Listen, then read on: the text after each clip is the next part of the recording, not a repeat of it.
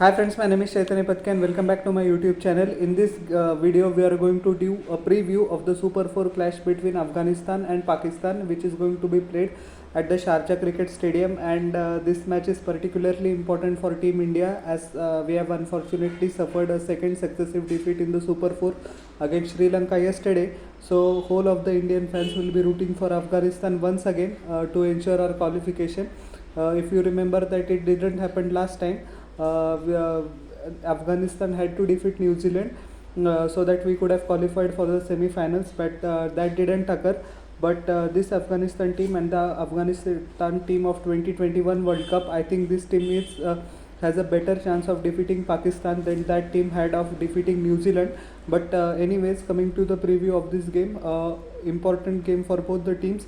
As we know that more important for Afghanistan because Afghanistan lost in their first Super 4 game against Sri Lanka, which was a tight contest, but Afghanistan were short by a few runs, and hence that costed them towards the end of the innings, as well as the cameo from Bhanuka Rajpakshe scoring 31 of 41 deliveries.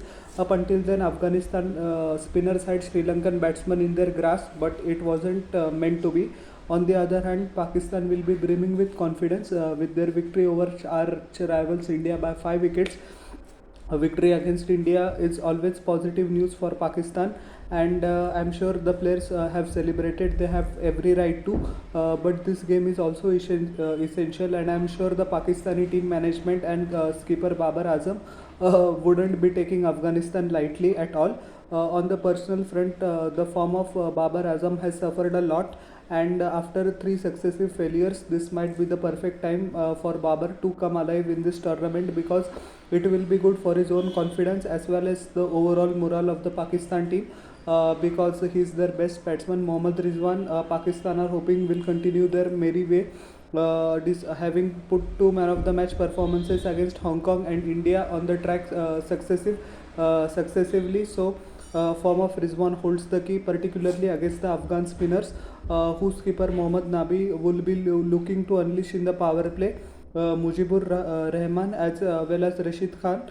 The fifth or sixth over, if given to Rashid Khan, could be a good ploy because he bowls in the IPL as well in the starting overs, the power play. So yes, Mujib has performed excellently well in the power play by picking up wickets against Bangladesh particularly and Sri Lanka as well. So his confidence is sky high, and he is a vital key in the cog for Afghanistan. And I would also like to see a more aggressive approach from the Pakistani middle order, particularly now that Khushdin Shah has impressed one and all, as well as Asif Ali. They have got the much needed exposure because we know that the Pakistani top batting order is top heavy. Most of the balls are consumed by Mohammad Rizwan or Babar Azam.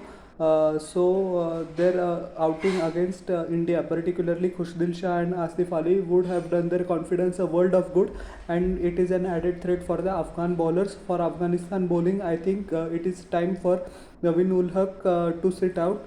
I am saying this with all due respect, and Farid Ahmed could be a great addition because he also is a great bowler, because Naveen ul Haq leaks a lot of runs despite the fact that he took two wickets in the last game against Sri Lanka. He went for more than 10 per over, and Bangladeshi batsmen also took a liking to him, and he didn't perform well up to his potential in both the games. For Pakistani bowling lineup, Naseem Shah will be hoping to have a nice game after a blunder and a horrendous performance, I would say, against India. He was nowhere near his best.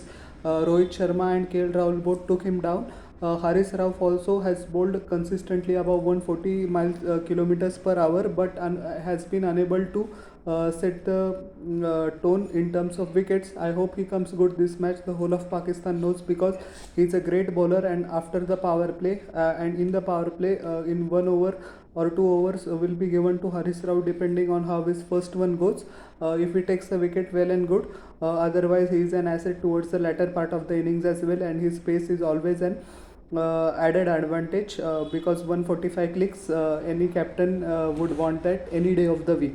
Coming to the pitch, this pitch is going to be a bit too paced, as we know that the Sharjah pitches are a lot of help for the bowlers, and it will be advisable to play down the ground, not the cross batted hoiks or cross batted shots, which will result in the downfall of the batsman.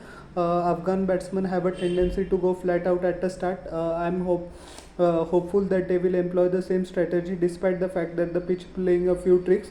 Especially I have high hopes of Rahmanullah Gurbaz, coming off 84 of 45 deliveries against Sri Lanka, impressed one and all, and Hazratullah Zazai as well. He's due for one big innings. Ibrahim Zadran and Najibullah Zadran, especially Najibullah Zadran, have also proven their class, and both have great six hitting ability, and we know that Mohammad Nabi is more than handy with the bat, as well as Rashid Khan if the situation arises. So it promises to be an enticing contest.